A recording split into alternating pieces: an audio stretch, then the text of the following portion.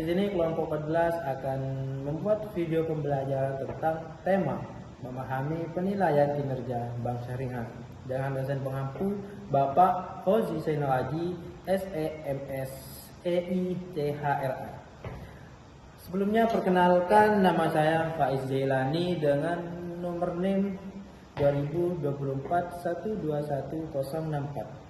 Saya Alif Femi Nabila dengan NIM 2024 1221051. Dan saya Ita Nesaro dengan NIM 2024 1221080. Latar belakang Bank Syariah. Perbankan syariah di Indonesia terus berkembang dan menjadi bagian penting dalam sistem keuangan nasional. Berbeda dengan bank konvensional, bank syariah sendiri menggunakan prinsip bagi hasil dan akad syariah. Penilaian kinerja diperlukan untuk memastikan bank tetap sehat, stabil, dan sesuai dengan prinsip syariah. Tingkat kesehatan bank adalah penilaian yang dilakukan oleh regulator seperti OJK untuk mengukur kemampuan bank dalam menjalankan operasional, memenuhi kewajiban kepada nasabah dan pihak lain, serta menjaga stabilitas sistem keuangan secara keseluruhan. Kategori penilaiannya sendiri ada 5, yaitu yang pertama sangat sehat, kinerja yang sangat baik, risiko sangat rendah, sangat tangguh menghadapi perubahan kondisi dan ekonomi. Yang kedua yaitu sehat, kinerja yang baik, risiko terkontrol dengan baik, mampu menghadapi perubahan kondisi ekonomi. Yang ketiga cukup sehat, kinerja cukup baik, namun terdapat kelemahan atau resiko yang masih bisa diperbaiki dengan pengelolaan rutin. Yang keempat, kurang sehat. Kinerja yang kurang baik, terdapat kelemahan yang cukup serius, kurang tangguh menghadapi perubahan kondisi ekonomi, dan butuh perhatian yang khusus. Dan yang kelima yaitu tidak sehat. Kinerja yang sangat buruk, memiliki masalah serius yang berpotensi membahayakan keberlangsungan usaha. Seringkali membutuhkan bantuan modal atau tindakan penyelamatan yang lain. Indikator kesehatan bank, beberapa rasio yang digunakan oleh bank sendiri, yaitu yang pertama ada CAR atau Capital Adequacy Ratio, berfungsinya untuk mengukur kecukupan modal bank, yang berarti menunjukkan apakah modal yang dimiliki bank cukup kuat untuk menutup resiko kerugian dan mendukung kegiatan usahanya. Semakin tinggi nilainya, berarti semakin aman bank tersebut.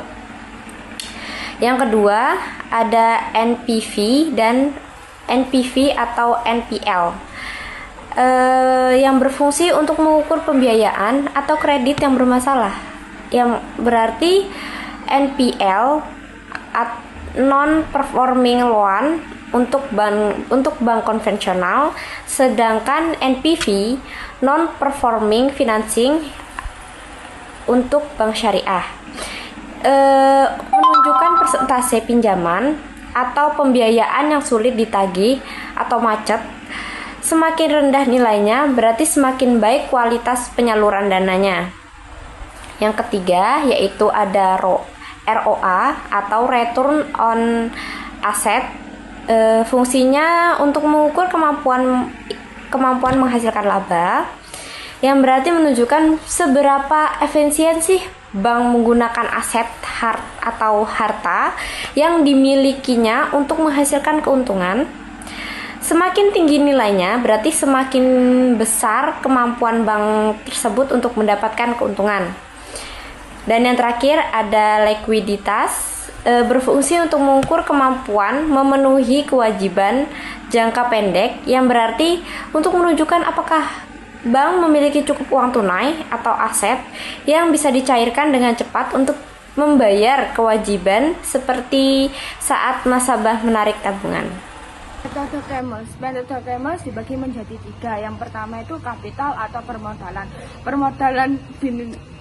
dinilai melalui CR, Capital Education Ration.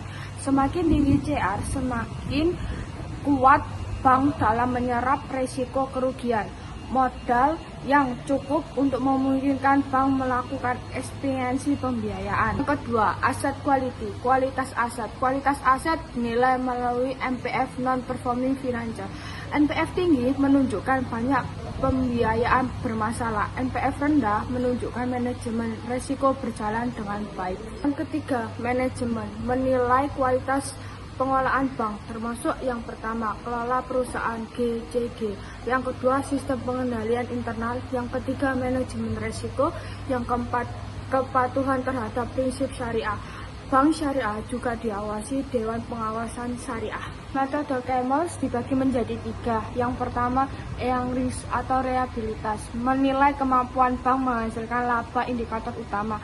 Yang pertama, RAO, yang kedua, ROE. Prinsip Said, bank syariah harus tetap memperoleh laba tanpa melanggar prinsip syariah.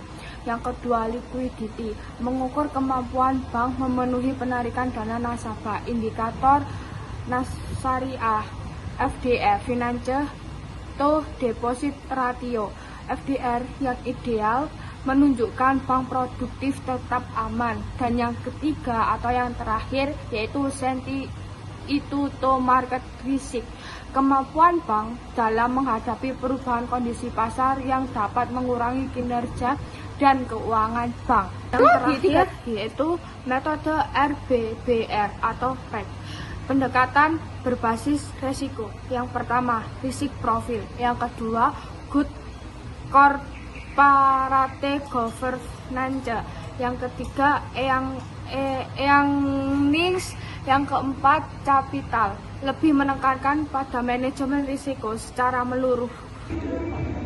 Perbedaan konvensional dan syariah. 1.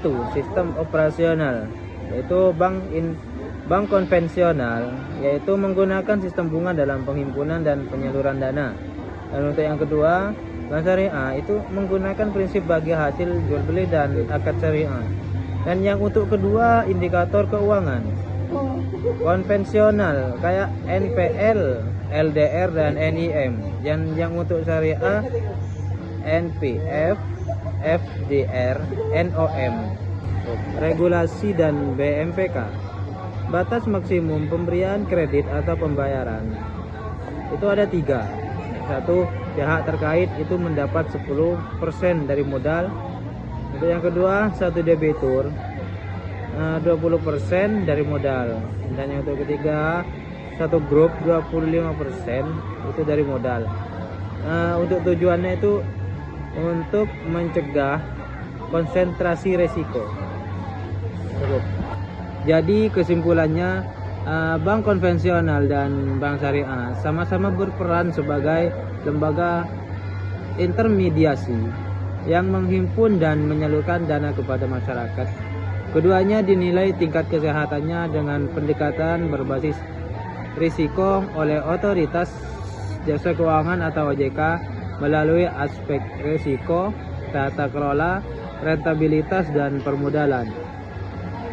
Perbedaannya terletak pada sistem operasionalnya, yaitu bunga pada bank konvensional dan prinsip bagi hasil serta kebutuhan syariah pada bank syariah. Secara umum, penilaian kesehatan bank bertujuan menjaga stabilitas, meningkatkan kepercayaan masyarakat, dan memastikan bank mampu berkembang secara sehat dan berkelanjutan.